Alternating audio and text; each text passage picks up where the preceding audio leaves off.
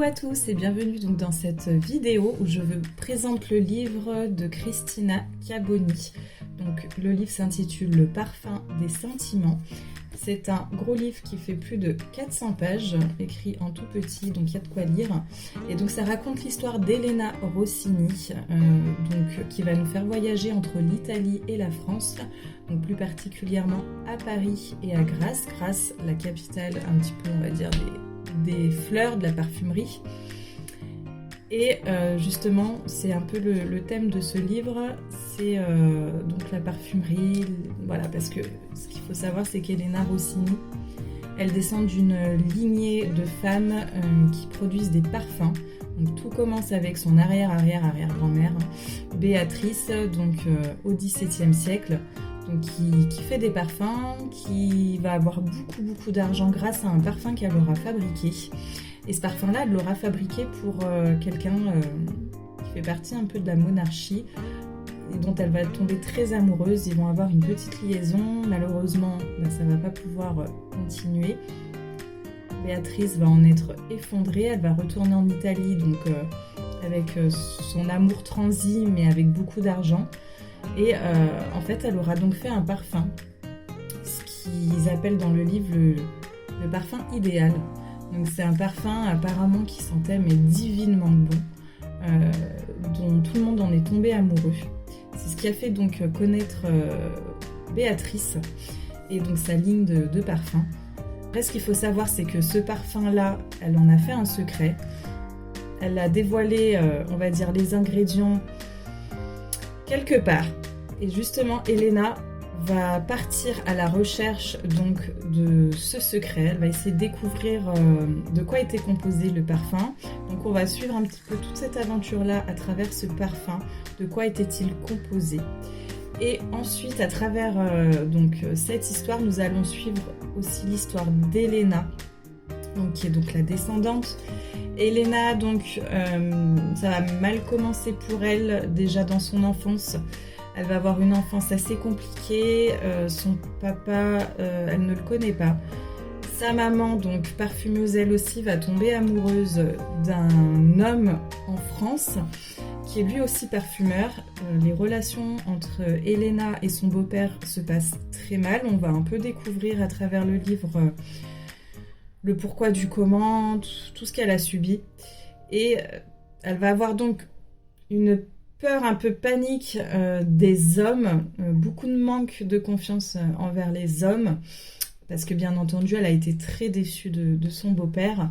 Elle a manqué aussi beaucoup d'amour de sa mère, et donc elle va être élevée par sa grand-mère, Lucia. Donc sa grand-mère qui vit en Italie, à Florence, donc c'est bien, on va découvrir un petit peu Florence. Ça nous fait voyager. Et donc sa grand-mère est très portée sur la parfumerie. Elle va vraiment l'initier dès son plus jeune âge à la parfumerie. Et elle va essayer de vouloir aussi, enfin toutes les femmes de la famille en fait veulent découvrir ce secret du parfum idéal. Donc personne ne l'a découvert encore. Et elle va vraiment inculquer à Elena l'envie et surtout le besoin de trouver ce secret. Et donc Elena, voilà, elle va poursuivre sa vie comme ça, elle va rencontrer un homme, ils vont ouvrir un restaurant ensemble, c'est un Italien, hein, et malheureusement pour elle, elle va découvrir que son copain la trompe. Elle va arriver à un moment assez fatidique où il est en pleine action avec une femme, et donc son monde va s'écrouler à Elena. Donc elle va retourner dans la maison de son enfance.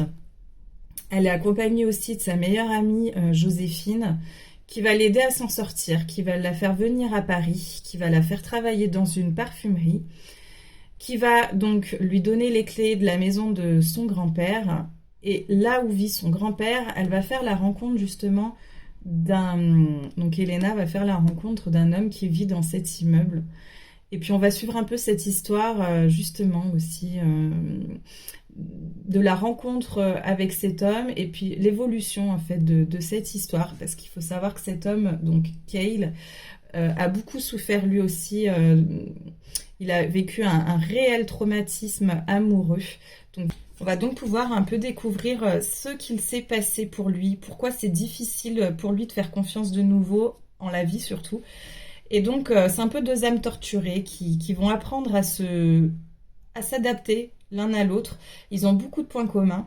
Et donc, vous allez voir après, par la suite, comment l'histoire va se dérouler avec eux. Et puis, je vais pas vous spoiler donc ce qui se passe dans le livre, mais Elena, il va lui arriver quelque chose. Elle va avoir un petit événement qui va un petit peu bouleverser sa vie.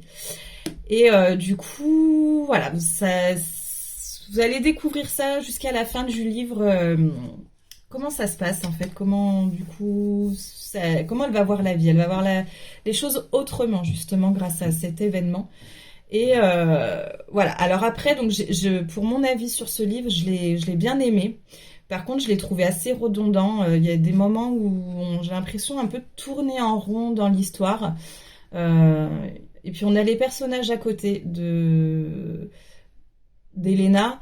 On va un peu rentrer dans leur vie, mais bon, je trouve ça dommage. On va pas vraiment finalement suivre leurs aventures aussi. On va pas en savoir vraiment plus après sur ce qui se passe.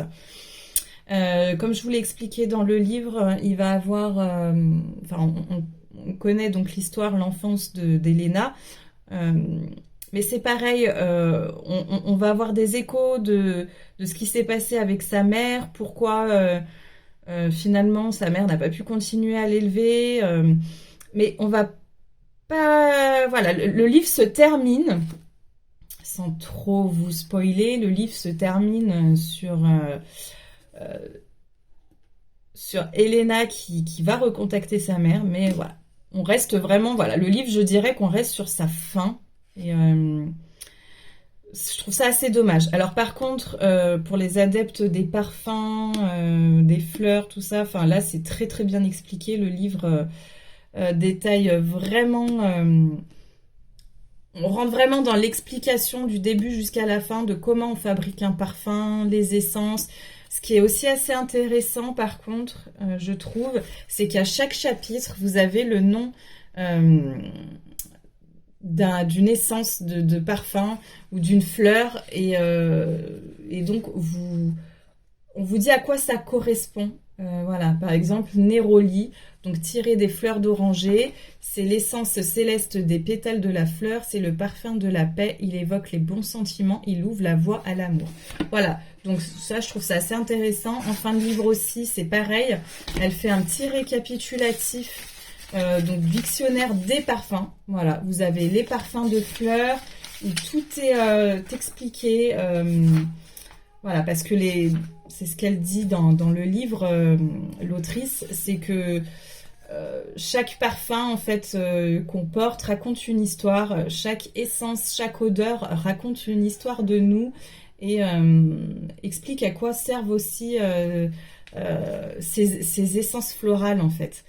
Donc là on a le parfum de bois, résine, feuilles, parfum d'origine animale. Voilà, donc je trouve ça assez intéressant. Par contre, c'est le petit truc en plus de ce livre.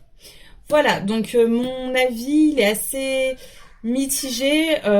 C'est assez positif quand même. J'ai vraiment, voilà, on rentre dans l'histoire, on rentre dans l'histoire d'Elena. Mais je trouve que, voilà, malheureusement, on reste un peu sur notre fin, à la fin de l'histoire. Et on aimerait en savoir davantage. Je trouve qu'il y a des moments, des passages où, voilà, comme je l'ai dit, on tourne un peu en rond, et des fois c'est un peu écrire pour écrire, donc je trouve ça assez dommage. On aimerait en savoir un petit peu plus sur les personnages alentours. Voilà. En tout cas, je vous souhaite une bonne lecture, et puis je vous dis donc à bientôt.